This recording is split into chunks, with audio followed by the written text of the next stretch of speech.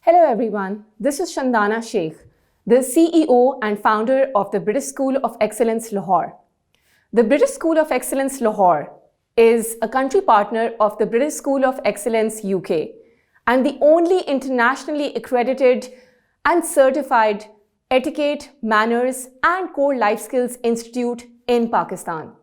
Our etiquette, emotional intelligence, and personal development courses offered at the British School of Excellence, Lahore will equip you with the tools and skills to develop the confidence to become a better version of yourself. Today, I'm going to talk about first impressions. Did you know that it takes 30 seconds to make the first impression on someone? And people suggest that it takes a lifetime to overturn that impression. Research also suggests that in terms of a first impression, 55% depends on the way you look, so the way you dress up. 38% depends on how you present yourself. Here, we are talking about body language, your tone, the way you carry yourself, and the remaining 7%, it depends on what you speak. This is how important is the first impression. And today, I'm going to talk about the tips, some of the do's and don'ts that will help you make a positive first impression on someone. Talking about the first part of first impressions, as I said, 58% depends on how you look. And in here, I want to talk about your image, dressing, and your attire. So how should you dress up when you're attending an event, formal or informal? I'd say overdress, because there's always a possibility to underdress yourself if you're overdressed.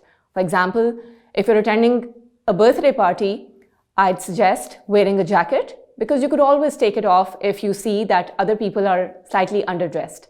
If you're attending a formal event, I'd also say that you overdress. Talking about your dressing, of course, a lot depends on the situation and the event that you're attending. But it has to be about how you're making the other person feel and not about what makes you comfortable. For example, if you're going in for an interview, of course you would dress up formally. You would wear a formal suit, and this goes for both men and women, boys and girls. But you may or may not wear a tie. And again, if you're going to meet the president, for example, or another person of a higher status, you would not go in your flip-flops, would you? So it's always about how you're dressing up, and your dressing should make the other person feel important, respectful, and comfortable. It's not about your comfort, but it's always about what you make the other person feel. And at the end of the day, I'd also like to say that when you're dressing up, it also makes you feel good. It portrays a good image about yourself. It elevates your mood and it elevates your day. Now talking about the second aspect, where I said 38% depends on your body language, your tone. And even before you've spoken any words, this is going to account for your first impression. After, of course, how you look, how you present yourself. So when we're talking about how you carry yourself, we talk about your body language, your tone. And in your body language, first comes how you stand and how you're walking. And that has to be with a lot of confidence, because the way you present yourself tells the other person a lot about you even before you've started speaking. Going over how you stand, it has to be shoulders at the back, chin parallel to the ground, eyes rolling across the room, so that you know that you're aware of what is happening in the space that you're in. For example, if you're going in for an interview or you're going in for a business meeting, you have to be aware with your surroundings and you have to display the confidence in there. So shoulders at the back, chin parallel to the ground, eyes rolling across the room to show awareness. And then if you come across the person that you're going to meet, you introduce yourself. You say, "Hello, Mr. XYZ, this is Shandana." And then the other person will introduce himself. And then you say their name again. So for example, you will say, "Hello, Mr. Tom, it's a pleasure to meet you." And then you have a seat. Now, when I talk about body language, I also want to talk about eye contact. Why is it important to have good eye contact? Because it shows the other person that you're interested and you're focusing and you're paying attention to what they're saying. When we talk about active listening, this is one of the most important things that we talk about, like, maintaining good eye contact. Another very important thing that I want to talk about is within introductions is a good handshake. Why we say that this is important? Again, it tells the other person that you're interested, that you're focused, that you're attentive in that very moment, in meeting them. And that's also a sign of respect. In terms of a good handshake, what is a good handshake? If I say this is the web of your hand and you're shaking the hand of the other person, the webs have to interact. That's going to be a firm, good handshake. And it cannot be a flimsy handshake just like a fish. It should not be a bone crusher where you just shake the hand of the other person so firmly that at the end of the day, his hand starts to pain. Now coming to the remaining 7%, which is about what you speak.